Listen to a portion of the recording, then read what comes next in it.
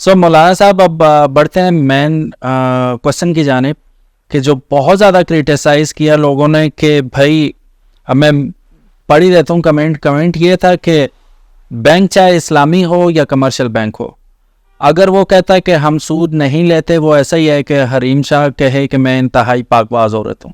10 لاکھ کی گاڑی کے 15 لاکھ چارج کرتے ہیں ٹائم پہ، جیسے وہ عموماً اپنی زبان میں کہا جاتا ہے کہ ٹائم پہ گاڑی بیچیے. کیسے بیچی یار بک نہیں رہی تھی، منافع نہیں مل رہا تھا تو میں نے ٹائم پہ دے دیے. پر 10 لاکھ روپے اس کی ریڈی کیش ویلیو تھی تو وہ میں نے 15 لاکھ میں دے دیا. اگلا کہتا ہے ٹھیک ہے جی 6 ماہ کا ٹائم ہمارا ڈیسائیڈ ہوا ہے، 6 ماہ کے اندر وہ اب مجھے 15 لاکھ روپے دے گا.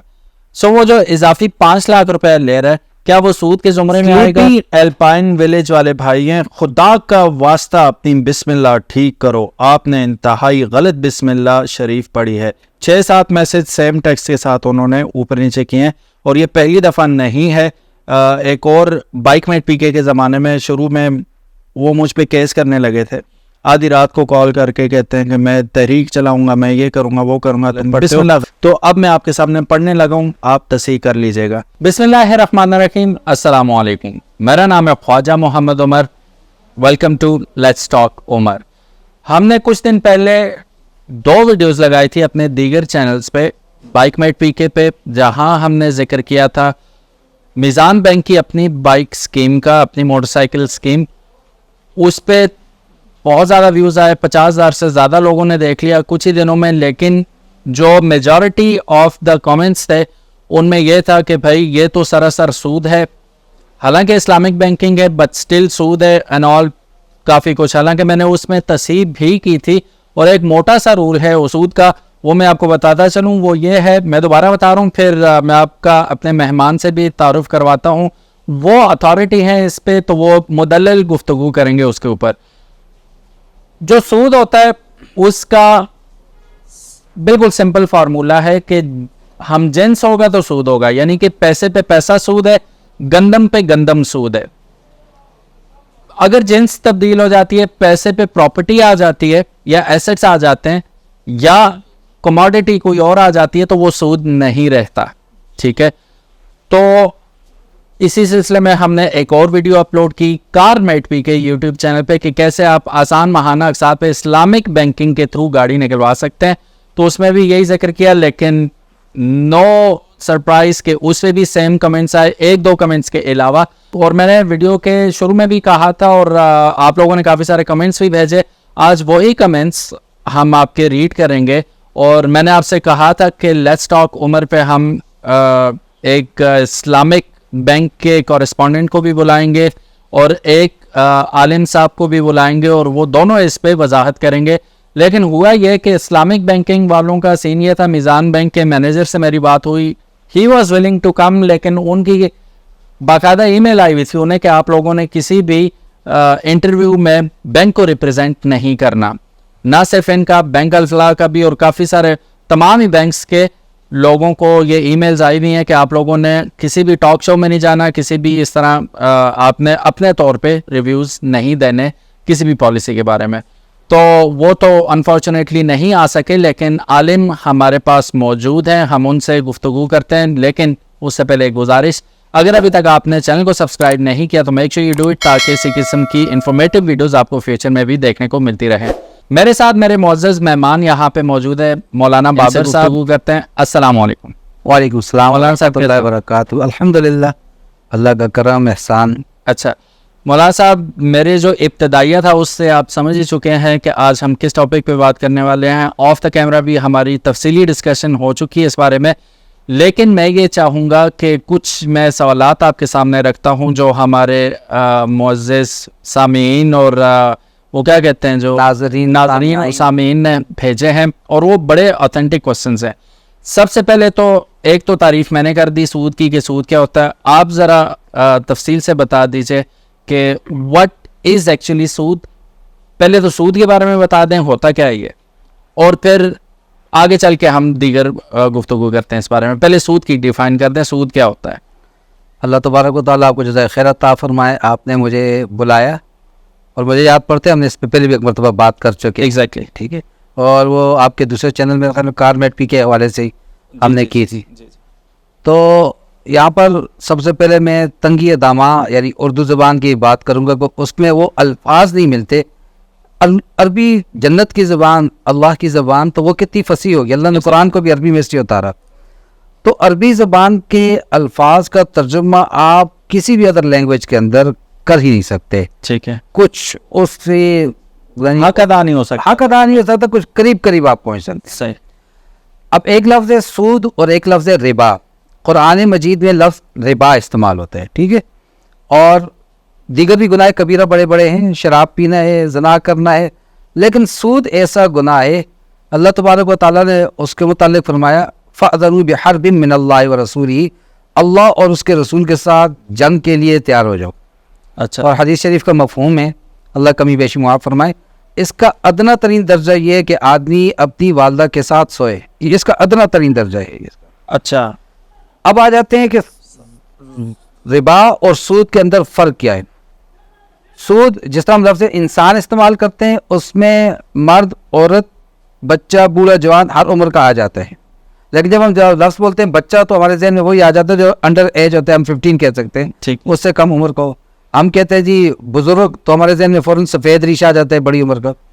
ربا کا لفظ بہت مفہوم، اس کا بہت وسیع ہے، اور سود اس کی ایک جز ہے. اچھا. ٹھیک ہے. اور چونکہ اردو میں نے پہلے عرض کر دیا کہ وہ الفاظ نہیں ہیں جس کے ساتھ اس کو ہم ڈیفائن کر سکیں، تو اس کے لیے لفظ سود ہی بولا جاتا ہے. اور سود کی ہم پہلے تعریف کی بات کرتے ہیں، پھر تاریخ کی بات کرتے ہیں. سود کی اگر ہم تعریف کو دیکھا جائے تو اس کی ہم تعریف یہ کرتے ہیں کہ کوئی متعین روپیہ نقدی ہو اور اس کو متعین مدت کے لیے دیا جائے. متعین نقدی ہو، متعین مدت کے لیے دیا جائے، اور اس پر اضافی رقم کا مطالبہ کیا جائے. 100 روپے ایک آدمی نے دوسرے آدمی کو 1 ماہ کے لیے دیے اور کہا جی آپ 1 ماہ بعد مجھے 110 روپے واپس کریں گے، تو یہ جو 10 روپے ہے یہ سود کہلاتا ہے. ٹھیک ہوگا. یہ بات سمجھ آ گئی. اب اس کی اگر اس سے بھی آگے اور مزید تھوڑی سی کھلی تعریف کروں، وہ یہ کہ ہر وہ قرض جس کے اوپر نفع جاری ہوتا ہے، جس کے اوپر کوئی منفعت حاصل کی جاتی ہے اگینسٹ نتھنگ، تو اس کو ہم سود کہتے ہیں. ٹھیک ہوگا. اس میں آپ کو واقعہ سنا دیتا ہوں. امام اعظم ابو حنیفہ رحمۃ اللہ علیہ، تو ایک مرتبہ وہ کسی آدمی کی طرف گئے ملاقات کے لیے، اور اس آدمی نے ان کے کچھ پیسے دینے تھے. یہ اس کی دھوپ تھی، سائے دیوار میں کھڑے ہوئے، پھر فوراً وہاں سے ہٹ گئے. کسی نے پوچھا حضرت دھوپ بھی تھی اور آپ وہاں کھڑے ہو جاتے، آپ نے سائے کو چھوڑ کے دھوپ کے اندر آ گئے. تو کہا مجھے یاد آیا کہ میں اس شخص نے میرا ادھار دینا ہے اور میں اس کی دیوار سے سایہ حاصل کر رہا ہوں کہ یہ سود میں نہ آ جائے. یعنی وہ تو ان کی عظیمت کی بات ہے، وہ تو تقوی کے انتہا ورا پر ہے. تو وہ اس چیز کو بھی کنسیڈر کر رہے ہیں کہ چونکہ اس نے میرا قرض دینا ہے تو کہیں یہ اس منفیات کے اندر نہ آ جائے کہ میں نے اس سے لیے نفع لیے تو سود کے اندر نہ آ جائے. صحیح. اور پھر اگر ہم تاریخ پہ بات کریں، اچھا یہ ہم نے کہا تھا کہ یہ ایک برانچ ہے، ایک اس کی قسم ہے. ربا بہت مفہوم، بہت اس کا وسیع مفہوم ہے، اور ہم نے آج تک اسی چیز کو ذہن میں رکھا ہوا ہے، بس پیسے پر پیسہ لیا تو سود ہے. ٹھیک ہے. ہم نے کبھی اس کو نہیں سوچا، کیونکہ احادیث، اب ہم اس کی طرف آئیں گے، احادیث میں اس کی کچھ اور تھوڑی سی مثالیں ہمیں ملتی ہیں. تاریخ کو لے لیا جائے، آپ نے دنیا کا سب سے بڑا دستور اسلام ہم کہیں گے وہ خطبہ حجت الوداع ہے. ایگزیکٹلی. آپ صلی اللہ تعالی علیہ وسلم نے خطبہ حجت الوداع میں کیا فرمایا تھا کہ آج سے پہلے کے سارے سود معاملات ختم. اور پھر ایک واقعہ اس زمانے کا، حضرت عتاب بن اسید رضی اللہ تعالیٰ عنہ، یہ وہ ہیں جن کو فتح مکہ کے بعد آپ صلی اللہ تعالیٰ علیہ وسلم نے مکہ کا والی گورنر مقرر کیا، اور ان کے ساتھ معاونت کے لیے قرآن کے مطابق ان کو بتلانے کے لیے حضرت معاذ بن جبل رضی اللہ تعالیٰ عنہ کو چھوڑا تھا. ٹھیک ہے. ان کے پاس ایک معاملہ آیا. معاملہ یہ تھا کہ اب سود تو ختم کروا دیا گیا، اب 2 قبیلے ہیں، دونوں مسلمان ہو چکے ہیں، لیکن مسلمان ہونے سے پہلے ان کے ایک دوسرے کے ساتھ سودی معاملات تھے، تجارتی معاملات تھے، اس پہ وہ سود کا معاملہ تھا. تو انہوں نے کہا یہ تو چلو آگے ہم توبہ کرتے، لیکن یہ تو ہمارا سابقہ تھا، اسلام سے پہلے کا تھا، وہ تو ادا کرو. اس پہ روایات میں آتا ہے کہ انہوں نے آپ صلی اللہ تعالی علیہ وسلم کی طرف کہلا بھجوایا، خط بھیجا، رسالہ بھیجا کہ آپ ہمیں اس کی تفصیل سے بتا دیجئے. آپ صلی اللہ تعالی علیہ وسلم نے فرمایا کہ اب گزشتہ اور آئندہ اب سود حرام جو پہلے کہتے ہیں وہ بھی ختم, اب کوئی ادائیگی نہیں ہوگی. اور آپ دیکھ لیجئے جو ہمیں جو احادیث میں ملتا ہے کہ جب آپ صلی اللہ تعالیٰ علیہ وسلم نے ارشاد فرمایا کہ سودی معاملات ختم, سود حرام, ساتھ میں یہ بھی فرمایا تھا کہ بنو ہاشم کے سارے سودوں کو میں ختم کرتا ہوں.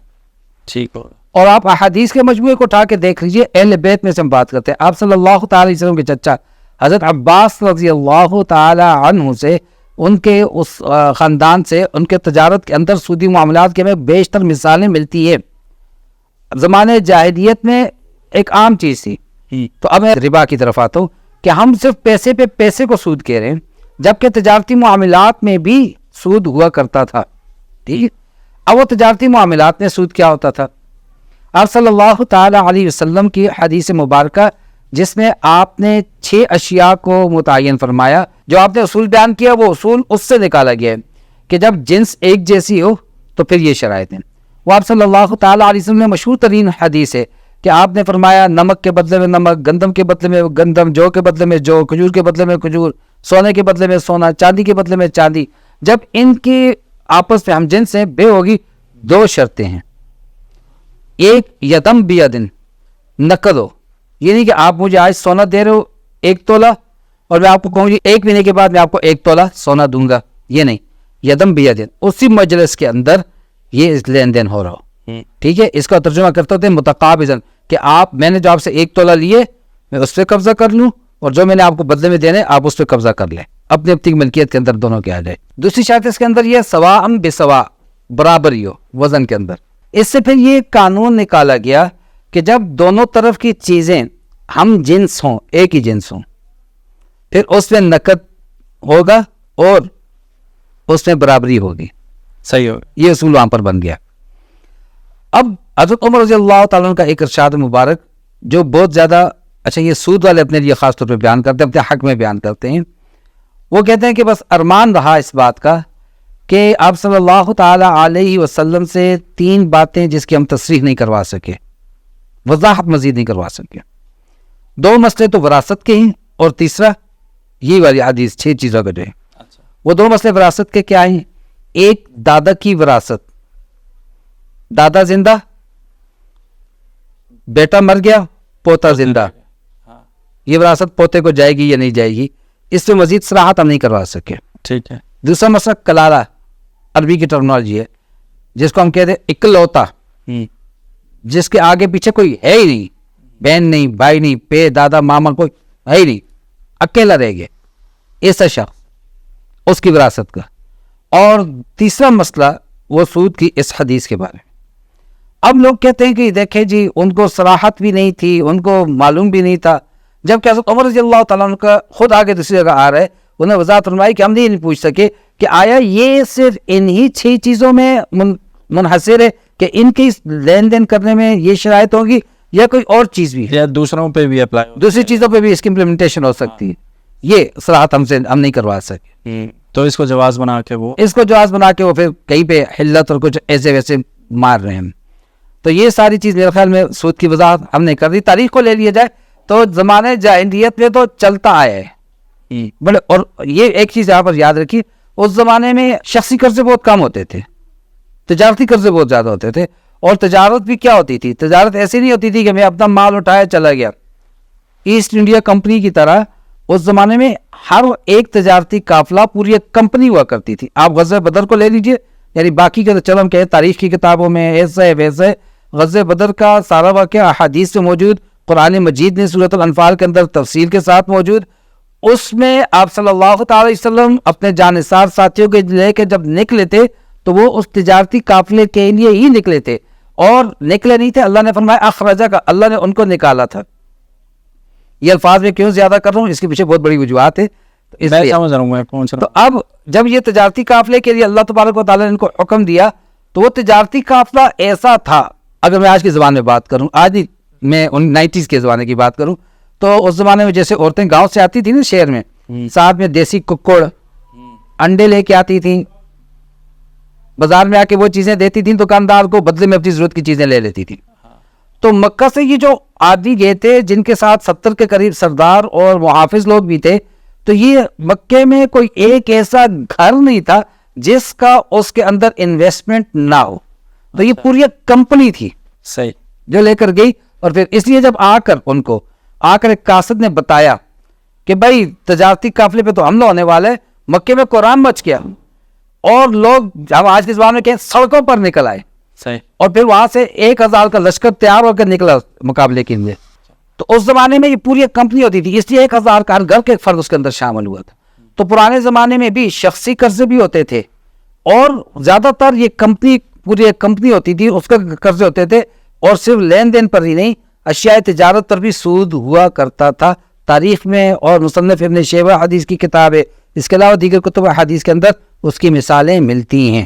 سو مولانا صاحب اب بڑھتے ہیں مین کوشچن کی جانب کہ جو بہت زیادہ کریٹیسائز کیا لوگوں نے کہ بھائی اب میں پڑھ ہی رہتا ہوں کمنٹ یہ تھا کہ بینک چاہے اسلامی ہو یا کمرشل بینک ہو, اگر وہ کہتا ہے کہ ہم سود نہیں لیتے, وہ ایسا ہی ہے کہ حریم شاہ کہے کہ میں انتہائی پاک باز ہو رہتا ہوں. مطلب اس قدر لوگوں کا ایمان اس بات پہ ہے کہ چاہے اسلامی. اب اس میں ایک اور کمنٹ ایڈ کر دیتا ہوں کہ وہ کائبور اسلامی بینک بھی لیتا ہے, ٹھیک ہے. تو جب یہ کس بیس پہ لیتے ہیں پیسے کہ بھائی آپ بھی اتنی اسی شرح پہ پیسے لے رہے ہو جیسے کمرشل بینک لیتا ہے, اور پھر آپ کہتے ہو کہ ہم تو وہ کر رہے ہیں, اجارہ کر رہے ہیں, کار اجارہ یا بائک اجارہ یا ہوم اجارہ ہے. تو اجارہ میں اور اس میں کیا فرق ہے, یہ ایک ہمیں سمجھا دیں. اچھا جی, اس بات سے پہلے ہمیں ایک بات اور سمجھنی ضروری ہے کہ ادھار لین دین کر سکتے ہیں یا نہیں. ٹھیک ہے, آپ صلی اللہ علیہ وسلم سے ثابت ہے یا نہیں ادھار لین دین. پھر تیسری بات کہ ادھار کے لین دین پہ نفع لینا جائز ہے یا نہیں جائز. ٹھیک ہے. چوتھی بات پھر ہم آئیں گے بینک کی طرف. ٹھیک.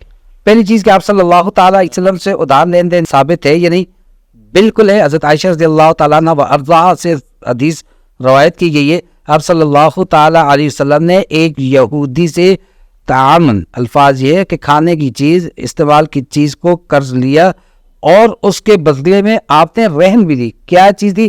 درعتن حدیدن, لوہے کی زرہ رہن میں لکھوائی. آج کے زمانے میں ہم کہہ سکتے ہیں گارنٹی میں, جیسے بینک کہتے ہیں پیپرز دیں مکان کے دے دیں, جو دے دیں وہ دیا, لین دین ثابت ہو گیا ادھار کا. اس کے علاوہ مشہور احادیث موجود ہیں کہ آپ نے یہودی سے پیسے لیے ہوئے تھے اور وہ تنگ کر رہا تھا, اور حضرت بلال رضی اللہ تعالیٰ کے ذریعے سے لیے ہوئے تھے, پھر آپ نے حضرت بلال کو چھپنے کا حکم دے دیا, پھر جس وقت آ گیا مال آپ نے واپس کر دیا, حضرت بلال کو حکم دیا, کیا ہو اللہ نے آسانی کر دی. اس طرح کے کئی واقعات احادیث کے اندر موجود ہیں.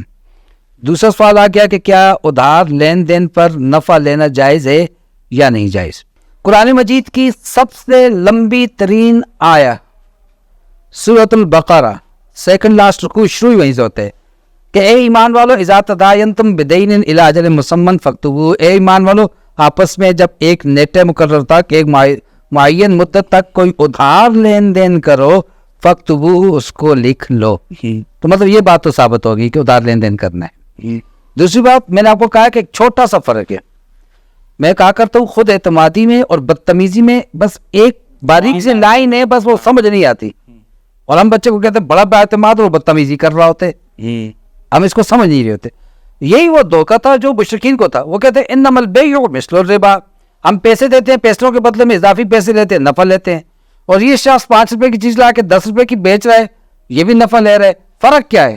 دونوں نفع لے رہے ہیں. یہی وہ باریک لائن تھی, جلی تھی, جس کو وہ سمجھ نہیں رہے.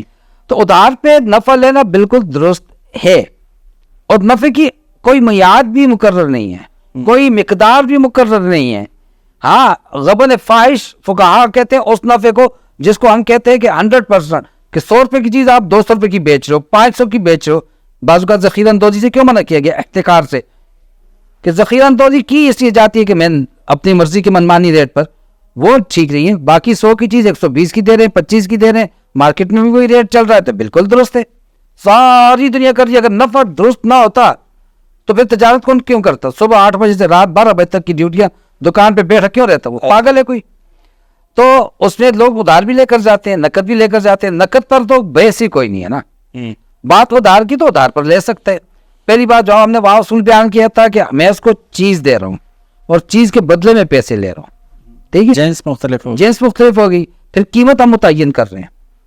خواہ وہ یہ کہہ رہے ہیں کہ نقد 100 کی ہے, ادھار 150 کی ہے, خواہ وہ یہ کہتا ہے کہ جی 150 کی چیز ہے, اس کو پتہ یہ آتے ہی ادھار کے لیے, اس کا کھاتا لگے میرے ساتھ, یہ آج سودا لے کے جائے گا, مہینے کے بعد اگلی تنخواہ پہ پیسے دے گا, وہ آپ کو ریٹ ہی وہ بتاتے ہیں. آپ کی قطع کلامی مولانا صاحب, اکثر آپ کے بھی عزیز و اقارب میں اور آس پاس ہمارے بھی ہم دیکھتے ہیں کہ یار کچھ جگہوں پہ لوگ گاڑیاں دیتے ہیں قسطوں پہ, 10 لاکھ کی گاڑی کے 15 لاکھ چارج کرتے ہیں ٹائم پہ, جیسے وہ عموماً اپنی زبان میں کہا جاتا ہے کہ ٹائم پہ گاڑی بیچیے.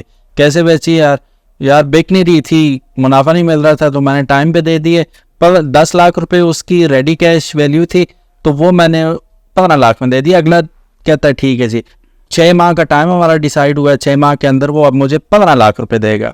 سو وہ جو اضافی 5 لاکھ روپے لے رہا ہے, کیا وہ سود کے زمرے میں آئے گا, یا وہ اس ٹائم کے عوض لے رہا ہے کہ بھائی میں نے 6 ماہ تمہیں دیے ہیں تو اب میں اتنے پیسے تمہیں 6 ماہ کے چارج کروں گا, اب یہ گاڑی کی چارج نہیں ہے, یہ ٹائم کے چارج ہے, تو اسے کیسے جسٹیفائی کریں گے؟ اچھا, ہم اس آیت کریمہ کی طرف واپس جاتے ہیں, قرآن مجید کی. وہاں پہ رولز اینڈ ریگولیشن اللہ نے کچھ بتائے ہیں.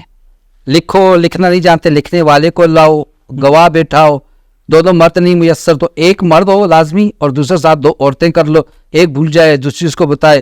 پھر اگلی آیت میں اللہ یہ بھی کہتے ہیں کہ اگر تم ایسے راستے میں ہو, تمہارے پاس پین کاغذ لکھنے کا سامان نہیں, یا دونوں ان پڑھ ہو لکھ نہیں سکتے ہو, پھر اس کے الٹرنیٹ تم اس کو کوئی وارنٹی میں کوئی چیز رہن میں دو, اس کے قبضے میں ہو جائے. یہ ساری شرائط اللہ تبارک و تعالیٰ بیان فرما رہے ہیں. کیوں؟ ادھار چیز ہی ایسی ہے.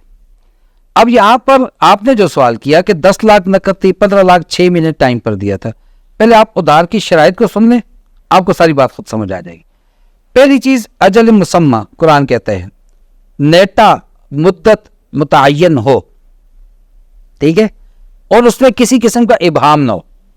آپ نے دسمبر کا کہا تو دسمبر کے ساتھ ساتھ اس کی تاریخ بھی متعین کر دیں, ورنہ یہ تنازع کا سبب بن جائے گا. تو اب جب آپ نے تاریخ نیٹا مقرر کیا, اس میں کوئی ابہام نہ ہو, بالکل کلیئر کرو کہ سن 5 دسمبر 2024, اس میں اب کوئی کسی قسم کا ہو رہا ہے نہیں کہ میں آپ کو کہتا ہوں وہ جی دسمبر کہا تھا لیکن میں نے آپ کو پہلا ہفتہ کہا تھا. نہیں نہیں, بس پہلا ہفتہ بھی نہیں, پوری تاریخ پورا, اس کے اندر کوئی کسی قسم کا ابہام باقی نہ ہو. دوسری چیز قیمت متعین ہو. دوسری چیز کیا ہے؟ قیمت متعین ہو. اب قیمت آپ نے کہی جی نقد لے کے جا رہے ہیں, آج لے کے جائیں چلے خیر ہے, 10 دن بعد پیسے دے دیں, پھر بھی میں آپ کو 10 لاکھ کی دیتا ہوں. لیکن جو آپ کہہ رہے ہیں میں 6 مہینے بعد دوں گا, تو 6 مہینے بعد یہ 15 لاکھ کی ہوگی یہ گاڑی. تب بھی ہم کیا کہتے ہیں 6 ماہ بعد یہ گاڑی کتنے کی ہوگی؟ 15 لاکھ. ہم کیا کہہ رہے ہیں گاڑی 15 لاکھ کی ہوگی. سمجھ آ گئی؟ تو گاڑی اسی گاڑی کی قیمت کی ہم بات کر رہے ہیں, ہم وقت کی بات نہیں کر رہے ہیں, نہ وقت کی نہ اضافی پیسوں کی, گاڑی کی قیمت, اس گاڑی کی وہ قیمت. ٹھیک ہے, اب آ جاتے ہیں تیسری بات کی. ہم نے کہا مدت متعین, قیمت متعین, کوئی ابہام نہ ہو. تیسری بات یہ کہ وہ دونوں میں سے ایک چیز موقع پر موجود ہو. اچھا, یا مبیع کہتے ہیں جو فروخت کی چیز ہے ایسڈ سے, یا اس کی جو رقم ہے وہ موجود ہو. اب میری گاڑی کھڑی ہے کراچی کے اندر, میں آپ سے سودے کر رہا ہوں, لگاؤ یہاں پر, آپ نے دیکھی بھی نہیں ابھی تک, تو پھر اس صورت نہیں, کوئی ایک چیز موقع پر موجود ہو جس پہ ایک آدمی قبضہ کر لے. صحیح, یا پیسہ ہو, یا پیسہ ہو, یا یہ بھی ہو سکتا ہے نا, اس کو بے سلم کہتے ہیں کہ میں آپ سے کہتا ہوں کہ آپ آج مجھے دے دیں, دیکھیں میرے پاس گاڑی ہے, میری ایک مجبوری ہے, میں جا رہا ہوں کراچی, آپ کہتے ہیں یار مجھے ڈر ہے تم گاڑی کسی کو نہ دے کر آ جاؤ, تو بس مجھے ہی دینی ہے. میں نے کہا ٹھیک ہے. اب مجھے بھی یہ ڈر ہے کہ میں ادھر مجھے 12 لاکھ مل رہے تھے, آپ 11 لاکھ کی لے رہے ہو, اور کیا پتہ واپس آؤں آپ کو جی میں نہیں لیتا ہوں. آپ کو یہ ڈر ہے کہ یہ نہ وہ آ جائے تو اس کو اچھی قیمت لگے, بیچ کے آ جائے, آپ مجھے 12 نہیں پوری قیمت دے دیتے ہو. اچھا, کہ یار یہ لے لو پیسے, ٹھیک ہے, اور جب واپس آئے تو گاڑی آپ نے مجھے دینی. آپ واپس بھی یہ نہ ہو وہ گئے اور اب 10 سال واپس نہیں آ رہا, کب آئیں گے وہ تاریخ متعین کر دیں, تو گاڑی آپ کی ہے.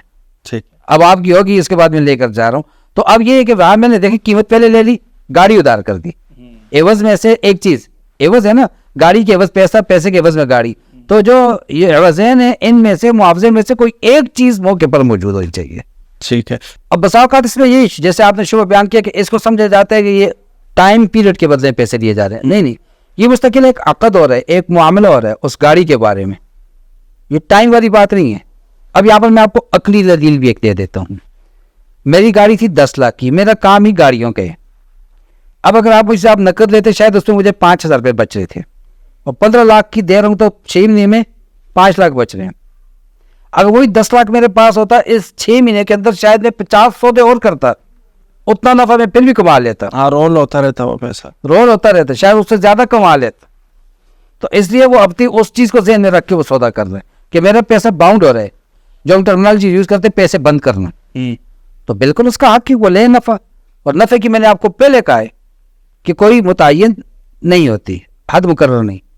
और यहाँ पे एक चीज होती है कीमत, और एक चीज उसको अरबी में कहते हैं समन, थोड़ा सा फर्क है। सही। कीमत वो होती है, आप मार्केट के, आपने वहां से टूथपेस्ट लेना था, आपने उठाया, उसके ऊपर रिटेल प्राइस 210 रुपीज लिखी थी, आपने 210 निकाले, दुकानदार को दे दिए। दुकानदार था आपका फॉलोअर, आपका जानने वाला, आपका दोस्त।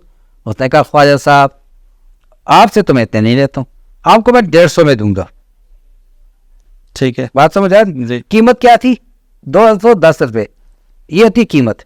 और एक है जो दोनों मामला करने वालों के दरमियान में अपनी रजा से, खुशी से तय हो जाती है, उसको समन कहा जाता है। अच्छा ये जायज़ है ना? बिल्कुल जायज़ है। अच्छा मैंने बहुत सारी चीज़ें, थैंक यू आप लोगों का, जो मेरे दीगर फॉलोअर्स हैं, अक्सर जगहों पे ऐसा होता है कि वो लेती कुछ भी नहीं है ना, उल्टा शर्मिंदा हो जाता है बंदा। लेकिन आज कंफर्म हो गया कि ओके आइंदा आप करेंगे, मैं ना नहीं करूँगा। ओके जी, चलिए जी, अब मौलाना साहब इसमें हराम सूरत क्या है वो बता दें। वो हम बता रहे हैं आपको कि ये जो हम कहते हैं ना कि जी आपने 5 से 5 किस्त अदा करनी है, और 5 से 5 अगर आपने किस्त अदा ना की, इतनी आपको पेनल्टी चार्ज होगी। फाइन। वो पेनल्टी किस के अगेंस्ट आ रही है, ये बताएं मुझे आप। सही। वो पेनल्टी जो है हराम है। वो हराम हो जाएगी। सही। समझ आ रही? मेन चीज जो अब आए हैं आप मुद्दे पे कि जो पेनल्टी होगी that is going to be real सूद। जी। अब यहाँ पर छोटी सी बात सुन ले, क्रेडिट कार्ड, क्रेडिट कार्ड अगर आप उसको टाइम टू टाइम उसकी आप वो बिल भर रहे हैं तो आपको कोई पेनल्टी चार्ज नहीं हो रही, सूद नहीं लग रहा। एक दिन भी लेट हो गया, 1 रुपया भी लग गया, वो सूद में आ जाता है।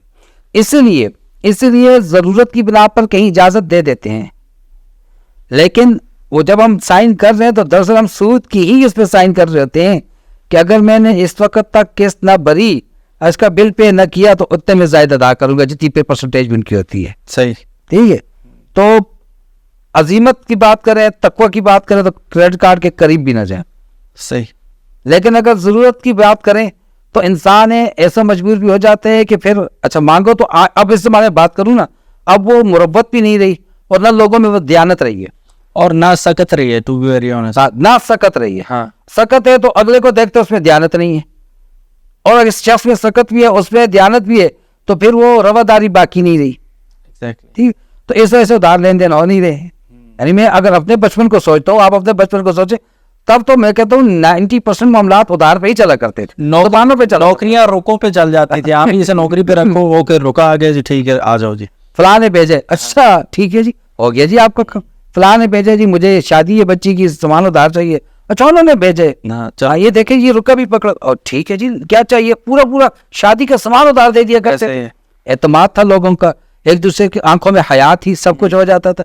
अब वो चीजें बाकी नहीं रही है, तो अब उसको पता है मैं जाता हूँ, मुझे जरूरत पड़ती है, पैसे नहीं मिलते, ठीक है, और उसने एहतियातन क्रेडिट कार्ड रखा हुआ है और उसको 110% श्योर है कि मैं इसको यकम से पहले कर सकता हूँ, बिलिंग डेट से पहले इसको रिसाइकिल जमा कर सकता हूँ, तो फिर सूरत में ले ले, किसी के आगे उसको हाथ ही नहीं फैलाने पड़ेंगे, काम भी हो जाएगा।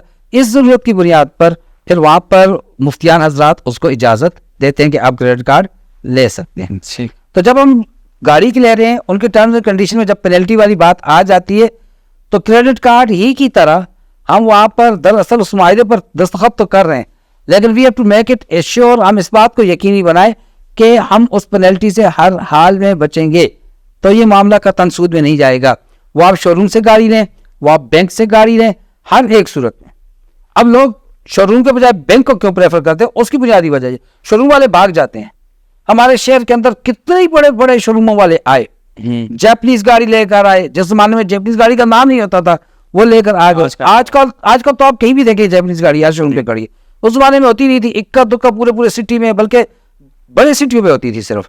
तो अब वहां पर लोग जाते हैं, आज उन शोरूम के मालिकों को पता नहीं, कोई दुबई भाग गया, कोई कहाँ भाग गया, लोगों के साथ उधार लेन देन की वजह से। जबकि बैंक अपनी जगह पर कायम दायम में खड़ा है, उनको पता है बैंक वाले ने किधर जाना है, اور پھر اس میں کوئی چوری چکاری نہیں ہوگی, کوئی ڈاکومنٹس کا مسئلہ نہیں ہوگا, کوئی اور اس قسم کا کوئی رولا جس کو ہم کہتے نہیں ہوگا. لہٰذا وہ ٹینشن فری لوگ جنہوں نے ٹائم ٹو ٹائم پے کرنا ہوتے ہیں وہ پھر آدمی کے بجائے اس کو پریفر کر رہے ہوتے ہیں. وہاں سے آپ کو ٹریکر لگا ہوا مل جاتا ہے, رجسٹریشن بھی وہی مل جاتی ہے, اور آپ کو کسی بھی وقت جا کر وہاں پہ پے کر دیتے ہو, رسید آپ کے ہاتھ میں آ جاتی ہے. کسی قسم کا کوئی آپ کو نقصان نہیں, کسی قسم کا آپ کو کوئی تنگی نہیں ہوتی, کوئی پریشانی نہیں ہوتی. لہٰذا لوگ بجائے کسی آدمی سے لینے کے, بجائے کسی شو روم سے لینے کے, وہ بینک کو پریفر کرتے ہیں, بینک کی طرف جاتے ہیں. اچھا, اب آ جاتے ہیں بیسک کوشچن کی طرف. ایک ہوگا اسلامک بینکنگ. تو اسلامک بینکنگ کس طرح ڈفرینٹ ہے کمرشل بینکنگ سے؟ تو جب ہم نے سعود کی یہ تعریف کر دی کہ ہم جنس نہ ہو, تو پھر کیا فرق رہتا ہے کہ کمرشل بینک وہ دے یا آپ کو اسلامک بینک دے؟ دونوں بینکوں میں سے کون سا بینک آپ پریفر کریں گے, اور کیسے یہ ایک دوسرے سے مختلف ہیں؟ کیونکہ وہ دوسرا بینک بھی تو دے رہا ہے, ہمیں گاڑی دے رہا ہے نا, اس کے عوض لے گا کمرشل بینک ہے, تو اسلامک بینکنگ بھی دے رہا ہے, تو ہم کیوں بھاگتے ہیں اسلامک بینکنگ کی جانب, یا کیوں بھاگنا چاہیے اسلامک بینک کی طرف؟ اس سوال کا جواب دینے سے پہلے میں آپ سے ایک سوال کرتا ہوں. جی. یہ جو میوزک پلیئرز ہوتے ہیں, ٹیپ ریکارڈرز ہوتے ہیں, ان کو خریدنا جائز ہے یا نہیں جائز؟ ڈپینڈز اپان مقصد کہ بھائی کس مقصد کے لیے لے رہے ہیں آپ. اچھا, اب آپ مقاصد بیان کرتے ذرا. انٹرٹینمنٹ کے لیے بھی ہو سکتا ہے, بیانات سننے کے لیے بھی ہو سکتا ہے, تلاوت سننے کے لیے. دس از دی پوائنٹ. آپ دیکھا انٹرٹینمنٹ کے لیے بھی ہو سکتا ہے, بیانات کے لیے بھی, تلاوت کے لیے بھی, یہی کا ہے. اب اس چیز کو بنایا کس مقصد کے لیے گیا ہے جب اس کی ایڈورٹائزمنٹ ہو رہی ہے؟ میوزک کے لیے. میوزک کے لیے. اسی لیے خاص طور پہ ہمارے استاد محترم فرمایا کرتے تھے کہ اگر تم ٹیپ کے اندر تلاوت سنتے رہو گے, تمہارے دل میں قرآن کی بے ادبی پیدا ہو جائے گی. کیونکہ وہ بیسیکلی بنا ہے انٹرٹینمنٹ کے لیے, میوزک کے لیے بنا ہوا ہے. گویا آپ واش روم کے لوٹے میں دودھ ڈال کے پی رہے ہو. اچھا, بات سمجھ آ رہی ہے آپ کو؟ تو شریعت میں جب بھی حکم لگا کرتا ہے, جب بھی کسی بھی چیز کے حلال یا حرام ہونے پر, وہ اس کی مین پہ, مینوفیکچرنگ پر لگا کرتا ہے, بنیاد پہ لگا کرتا ہوتا ہے. کہ اب دیکھیں, آپ کے پاس آج کی زبان میں تلوار تو نہیں, ہم کہیں گے کلاشنکوف ہے آپ کے پاس, پسٹل ہے آپ کے پاس, اور آپ نے پہلے دن سے اس نیت سے لیا ہے کہ میں اس کو یاد رکھتا ہوں سیلف ڈیفینس کے لیے, اپنی حفاظت کے لیے بھی, اور اگر ضرورت پڑتا ہے کہیں پر مجھے جہاد کے لیے بھی, اس کے لیے بھی. ٹھیک ہے, یا ہتھیار رکھنا سنت ہے, اس لیے یا سنت ہے, مومن کی شان ہے, زیور ہے اس کا. اور دوسری طرف ایک اور ایمان والا ہے, کلمہ کو وہ اس لیے خریدتا ہے کہ میں رات کو روڈ بند کروں گا, ناکا لگاؤں گا اور میں کمائی کروں گا. چیز سیم ہے, کمائی کرے گا, چیز دونوں کی سیم ہے. ایک ہی دکان سے لے رہے, ایک ہی نائنے میں دونوں خرید رہے ہیں, لیکن نیت کی وجہ سے ایک کا لینا قیامت والے دن اعمال نامے میں, نیکیوں والے میں تولا جائے گا, اور دوسرے کا لینا سراسر وبال ہے, تباہی, ہلاکت ہے. ٹھیک ہو گیا. اسلامک بینک کا نام بھی اسلامک, اس کی بنیاد میں بنیادی طور پر شرائط فلٹر کی گئے. آپ سرچ کرتے ہیں نا OLX سے کوئی گاڑی لے رہے ہیں, فلٹر لگاتے ہیں, مینوفیکچر یہ ہو, سیڈان ہو یا کیا ہو, ایسی ہو کیا کی رجسٹرڈ ہو, فلٹر لگا کے آپ کے پاس کچھ تھوڑے سے سامنے آ جاتی ہیں آپشنز. بالکل اسی طرح سے اسلامک بینکنگ نے فلٹر کیا وہاں سے بہت سی چیزوں کو کہ یہ کام درست نہیں ہے, ایسا نہیں درست, اور اس کے لیے انہوں نے کوئی حیلہ اس طرح کر دیا کہ اس کو درستگی کی لائن پر لے آئے. شراب ہے, انگور کے شیرے سے بن رہی ہے, کھجوروں کے شیرے سے بن رہی ہے, اسی شراب کو بعد میں کنورٹ انٹو سرکہ کر دیا جاتا ہے. جب تک وہ کھجور کا پانی تھا, نبیذ تمر تھا, بالکل حلال, آپ صلی اللہ علیہ وسلم کا پسندیدہ مشروب تھا. اسی کو جب شراب بنایا تو وہ حرام ہو گیا. اسی کو جب سرکہ بنایا پھر آپ صلی اللہ علیہ وسلم کی خوراک میں آ گیا. ٹھیک ہے, تو اب انہوں نے فلٹر لگا کر ان چیزوں کو الگ کیا. یہ چیزیں. سیکنڈلی, جو کمرشل بینک ہے انہوں نے ہائر کیا, ایک CA کو ہائر کر دیا, فائنانس کنسلٹنٹ کو ہائر کر دیا, پالیسی میکرز کو ہائر کر دیا. ٹھیک ہے, انہوں نے بزنس کی بنیادوں پر ان رولز اینڈ ریگولیشنز کو فالو کرتے ہوئے ایک مسودہ بنایا, ٹرمز اینڈ کنڈیشنز بنائے, ماڈیول بنا دیا, ایک ماڈیول پورا بنا کے آپ کے سامنے رکھ دیا. اور پھر آپ لے کر آتے ہو ایک علماء کا بینچ, اور ان کے سامنے اپنا ماڈیول پیش کرتے ہو, اور آپ کہتے ہو جی ایسا ہو جائے کہ ہماری عوام اس وجہ سے ہمارے پاس نہیں آ رہی, تو آپ اس کو دیکھیں کیا واقعتاً اس میں سود یا کچھ ہے. وہ آپ کو بتاتے ہیں یہ چیزیں غلط ہیں. اگر ان کو آپ نکال دیں یا ان میں یہ تھوڑی سی چینجز کر دیں. اب یہ تھوڑی سی چینجز میں آپ کو سمجھا دوں. ایک بھینس کے پیٹ میں بچہ ہے اور آپ مجھ سے سودا کرتے ہیں اور آپ میرے پاس آتے ہیں, مجھے کہتے ہیں جناب میں یہ بھینس کا جو پیٹ میں جو بچہ یہ خریدنا چاہتا ہوں.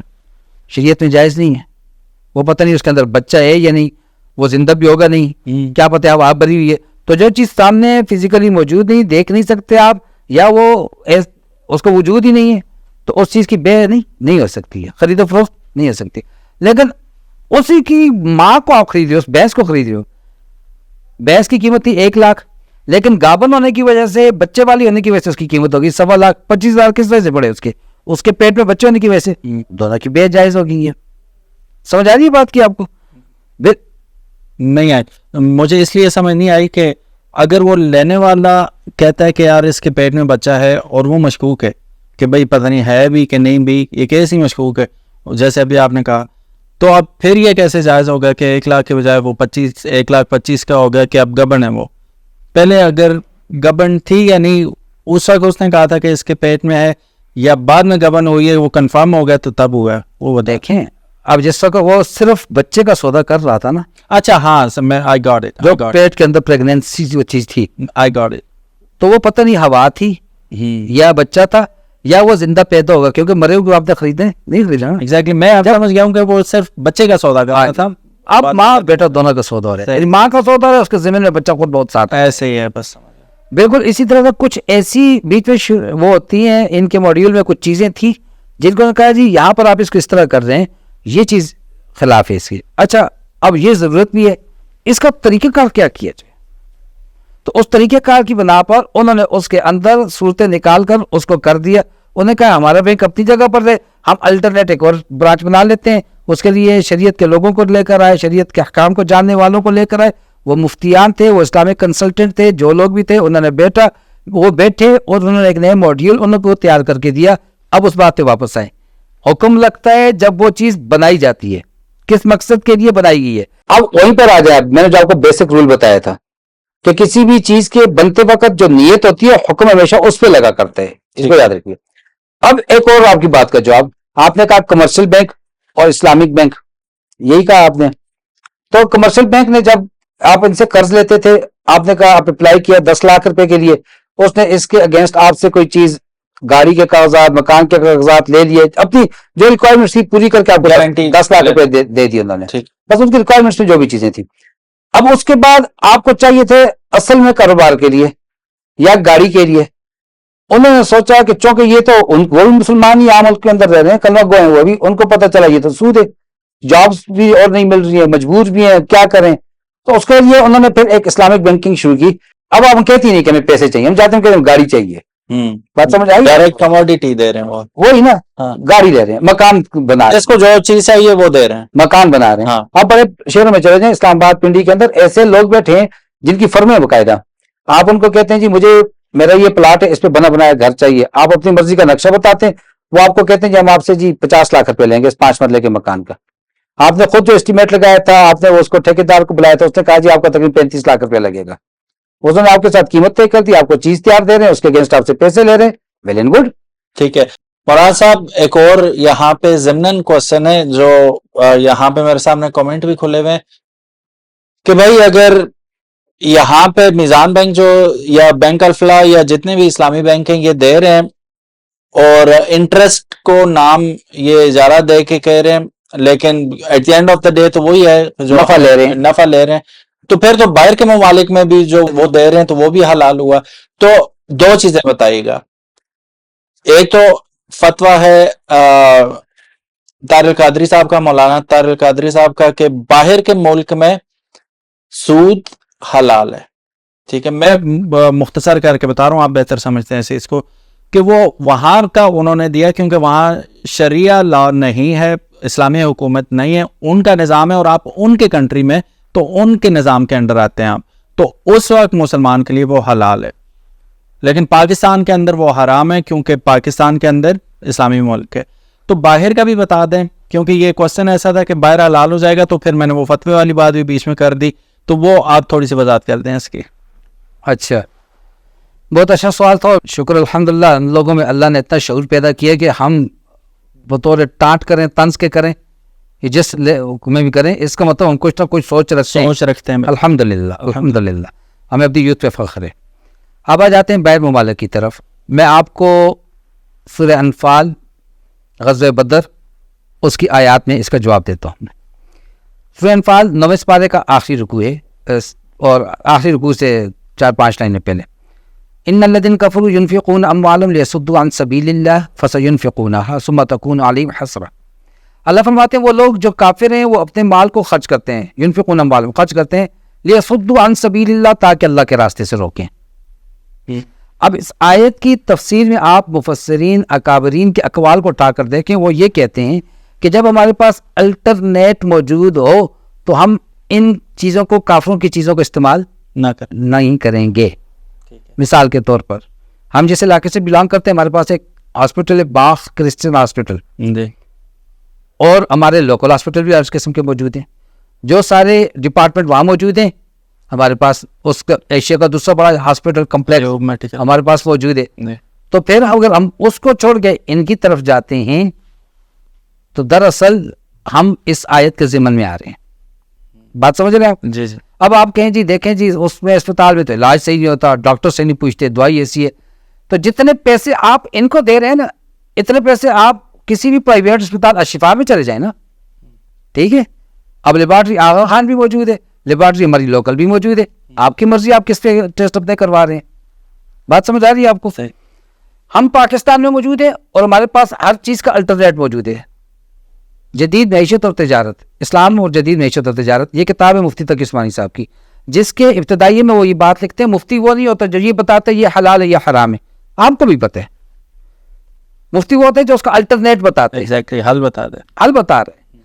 تو اب باہر ممالک میں آپ کے پاس الٹرنیٹ موجود ہی نہیں ہے, اور جب ہم ویزے کے لیے اپلائی کرتے ہیں دراصل ہم یہاں پہ یہ اقرار کرتے ہیں کہ ہم آپ کے ملک میں جا کر آپ کے رولز ریگولیشنز کو, آپ کے قانون کو فالو کریں گے. یہاں پہ چلس پکڑی جاتی ہے, تعزیرات کے تحت سزا ہو جاتی ہے, نقد ہو جاتی ہے, جیل ہو جاتی ہے, 6 مہینے باہر آ جاتے ہیں, سال کے بعد باہر آ جاتے ہیں. آپ سے ایک کسی بھی آدمی سے ایک من چلس پکڑی گئی, وہاں آپ جو ہے ایک سگریٹ کی بھی لے کر جاتے ہو اور آپ کو سیدھا یلا حبیبی اور وہ تلوار آپ کے اوپر پھیر دیتے ہیں, ایسے ہی ہے نا.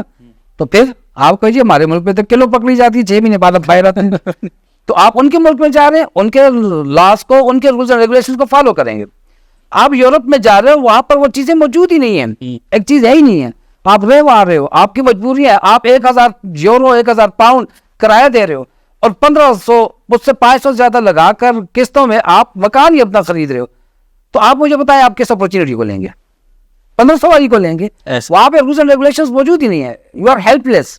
جس طرح ایک آدمی مرنے کے قریب ہو تو اس وقت شریعت اس کے لیے اتنا حلال کر دیتی ہے کہ کھا کے تم کم از کم دوپہر سے لے کے شام تک زندہ رہو. وہاں بھی اس کو نہیں کہا کہ آپ ران پوری روسٹ کرو اور اس کو دم پوک بناؤ اور مزے لے لے کے کیا مطلب ہے کہ ٹینڈر گوشت ہے اس کا.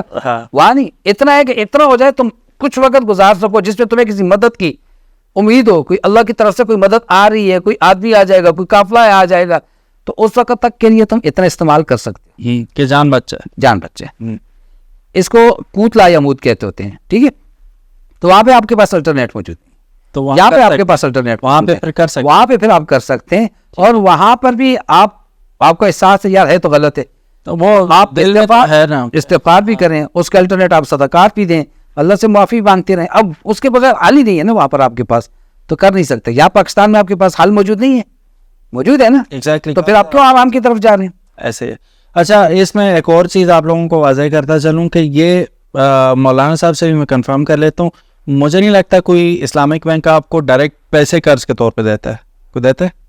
پیسے چھوڑیے, کریڈٹ کارڈ نہیں دے رہے, کریڈٹ کارڈ نہیں دے رہے, بس یہاں پہ یہ بات ختم ہوگی. تو وہ پیسے پہ پیسے والا سین ہی یہاں پہ ختم ہو گیا کہ یہ دیتے ہی نہیں ہے. اس کے لیے پھر کمرشل بینک ہے. دیکھیں پیسے میں آپ کو کہوں کریڈٹ کارڈ نہیں دے رہے, میں وہی کہہ رہا ہوں کہ نہ پیسہ نہ کریڈٹ کارڈ, کچھ بھی نہیں ہے. تو کمرشل بینک آپ کو باقاعدہ انٹرسٹ بولتا ہے پاکستان کے اندر بھی کہ یہ انٹرسٹ ریٹ ہے, تو پھر آپ کی گھنٹی بج جانی چاہیے کہ بھائی انٹرسٹ بول دیا اور ہے بھی انٹرسٹ, نو گو ایریا ہے, وہاں پہ نہیں جانا.